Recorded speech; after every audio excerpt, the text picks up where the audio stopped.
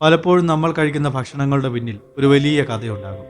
ഒരു ഐസ്ക്രീമിന്റെ കഥ, ഒരു സാധാരണ കുടുംബം ഒരുമിച്ച് നിന്ന് ഒരു സാമ്രാജ്യം പടുത്തുയർത്തിയതിന്റെ കഥ, ആ ഐസ്ക്രീമിന്റെ മധുരത്തിനൊപ്പം കലർന്ന നിയമ പോരാട്ടങ്ങളുടെയും വൈകാരികമായ വേർപിരിയലുകളുടെയും കഥ. ഇന്ന് നമ്മൾ സംസാരിക്കുന്നത് കേരളത്തിലെ ഒരു ഐസ്ക്രീം ഇതിഹാസത്തെക്കുറിച്ചാണ്. Merry Boy. മെറി ബോയ് എന്ന പേര് കേൾക്കുമ്പോൾ ഓർമ്മ വരുന്നത് മധുരമുള്ള ഐസ്ക്രീമുകൾ മാത്രമല്ല, അതിവേഗം വളർന്ന ഒരു ബിസിനസ് സാമ്രാജ്യത്തിന്റെ കഥ കൂടിയാണ്. 1990കളിൽ കേരളത്തിലെ എറണാകുളം ജില്ലയിൽ 5 അടുത്ത കുടുംബങ്ങൾ ചേർന്ന് ഒരുമിച്ച് തുടങ്ങിയതാണ് കസിൻസ് ഗ്രൂപ്പ്. അതൊരു വലിയ കോർപ്പറേറ്റ് കമ്പനി ആയിരുന്നില്ല. പകരം കുടുംബ ബന്ധങ്ങളുടെ വിശ്വാസത്തിൽ കെട്ടിപ്പടുത്ത ഒരു ചെറിയ സംരംഭമായിരുന്നു. ഈ ബന്ധങ്ങൾ തന്നെയാണ് മെറി ബോയിയുടെ വളർച്ചയുടെ പ്രധാന ശക്തിയും പിന്നീട് അതിന്റെ തകർച്ചയ്ക്ക് കാരണമായ ദുർബലമായ കണ്ണിയും. കസിൻസ് ഗ്രൂപ്പ് മൊത്തവ്യാപാര രംഗത്ത് പതിയെ വേരുറപ്പിച്ചു. എന്നാൽ അവരുടെ സ്വപ്നം അതിനും അപ്പുറമായിരുന്നു. സ്വന്തമായി ഒരു ഉൽപ്പന്നം ഉണ്ടാക്കണം. അങ്ങനെ 2003-ൽ എറണാകുളം കാലടിയിൽ സുപ്രീം ഫുഡ് ഇൻഡസ്ട്രീസ് എന്ന പേരിൽ അവർ ആദ്യത്തെ ഐസ്ക്രീം നിർമ്മാണ യൂണിറ്റ് സ്ഥാപിച്ചു. അവിടെയാണ് മെറി ബോയ് എന്ന മാജിക്ക് പിറക്കുന്നത്. സാധാരണ ഐസ്ക്രീമുകളിൽ കണ്ടിരുന്ന ഗുണനിലവാരമില്ലായ്മ ഒരു വെല്ലുവിളിയായി അവർ ഏറ്റെടുത്തു. ഉയർന്ന നിലവാരം മാത്രമായിരുന്നു അവരുടെ ലക്ഷ്യം.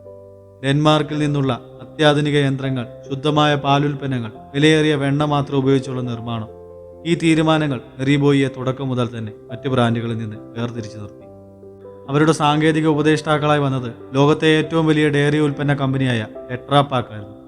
2012 ആയപ്പോഴേക്കും കൃത്രിമ നിറങ്ങളെ പൂർണ്ണമായി ഒഴിവാക്കി 100% പ്രകൃതിദത്ത നിറങ്ങൾ മാത്രം ഉപയോഗിക്കാൻ അവർ തീരുമാനിച്ചു. ഈ നടപടികൾ ഉപഭോക്താക്കളുടെ വിശ്വാസം നേടി. വെറും ഒരു ഐസ്ക്രീം ആയിരുന്നില്ല മെറി ബോയ്, അതൊരു വിശ്വാസമായിരുന്നു. അതുകൊണ്ട് തന്നെ വളരെ വേഗത്തിൽ അവർ കേരളത്തിലെ ഐസ്ക്രീം വിപണിയുടെ വലിയൊരു ഭാഗം സ്വന്തമാക്കി. ഒരു സ്ഥലത്ത് മാത്രം ഒതുങ്ങാൻ മെറി ബോയ് ടീം തയ്യാറായിരുന്നില്ല. കേരളത്തിന്റെ മുക്കിലും മൂലയിലും തങ്ങളുടെ ഉൽപ്പന്നങ്ങൾ വേഗത്തിലെത്തിക്കാൻ അവർ തീരുമാനിച്ചു.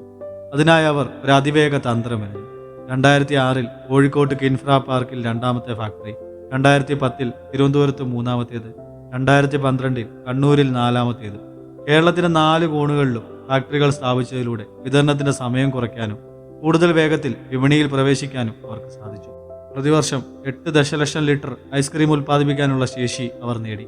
കേരളത്തിനകത്ത് മാത്രമല്ല, തമിഴ്നാട്ടിലും കർണാടകയിലും അവർ തങ്ങളുടെ വിപണി വ്യാപിപ്പിച്ചു. ഏകദേശം 130 വിതരണക്കാരും 4000 ഡീലർമാരും മെറി ബോയിയുടെ കരുത്തായി മാറി. ഈ വളർച്ചയുടെ പിന്നിൽ ഒരു കുടുംബത്തിന്റെ കൂട്ടായ പരിശ്രമമായിരുന്നു. AV Thomas, AM Joseph, EV Joseph, Daisy Devasi, Mini Varghese എന്നിങ്ങനെ 5 ഡയറക്ടർമാർ. ഒപ്പം കമ്പനിയുടെ നട്ടെല്ലായിരുന്ന CEO ജോസഫ് മർസലി കടമ്പുകാട്ടിൽ. ഈ കുടുംബപരമായ മാനേജ്മെന്റ് ഘടനയായിരുന്നു മെറി ബോയിയുടെ ശക്തി. പക്ഷേ ബിസിനസ് വളരുമ്പോൾ വ്യക്തിപരമായ തർക്കങ്ങൾ തലപൊക്കി തുടങ്ങി. ആ കുടുംബ ബന്ധങ്ങളിലെ വിള്ളലുകൾ ഒരു സാമ്രാജ്യത്തിന്റെ അന്ത്യത്തിന് കാരണമായി. അത് 2022 ഫെബ്രുവരി മാസമായിരുന്നു.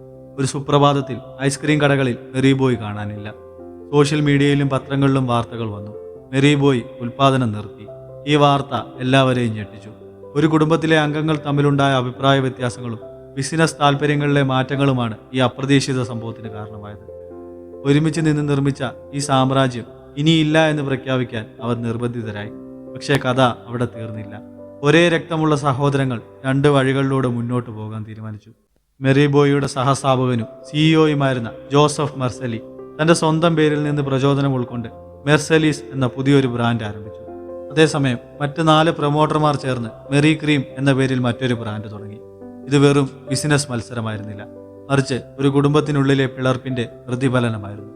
ഇരു കൂട്ടരും മെറി ബോയിയുടെ വിപണി വിഹിതം പിടിച്ചെടുക്കാൻ പരമാവധി ശ്രമിച്ചു. എന്നാൽ ഈ മത്സരത്തിന് ഒരു നിയമപ്രകാരമായ വഴിത്തിരിവുണ്ടായി. മെറി ക്രീം എന്ന പേര് മെറി ബോയുമായി വളരെയധികം സാമ്യമുള്ളതാണെന്ന് ചൂണ്ടിക്കാട്ടി ഒരു വിഭാഗം കോടതിയെ സമീപിച്ചു. നീണ്ട വാദങ്ങൾക്കൊടുവിൽ കോടതി മെറി ക്രീം എന്ന പേരിൽ ഉൽപ്പന്നം വിൽക്കുന്നത് തടഞ്ഞു. ഈ വിധിക്ക് പിന്നാലെ അവർ പേര് മാറ്റാൻ നിർബന്ധിതരായി. അങ്ങനെയാണ് ക്യാമറി എന്ന പേര് പിറക്കുന്നത്.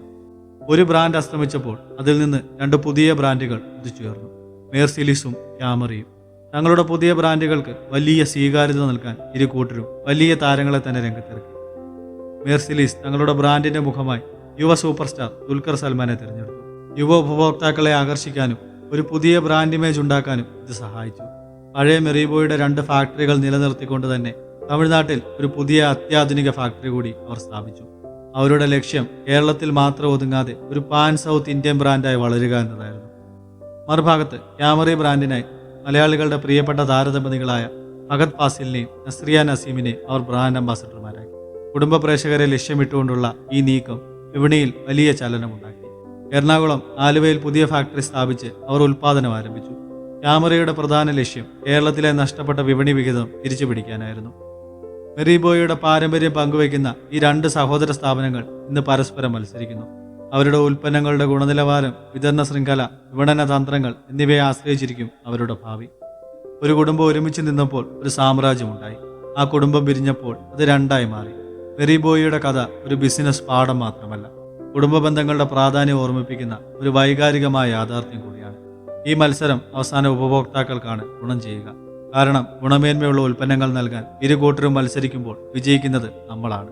മെറിബോയ് എന്ന ഓർമ്മയിൽ നിന്ന് പിറന്ന ഈ രണ്ട് ബ്രാൻഡുകളും ഭാവിയിൽ എവിടെ എത്തുമെന്ന് നമുക്ക് കാത്തിരുന്ന് കാണാം.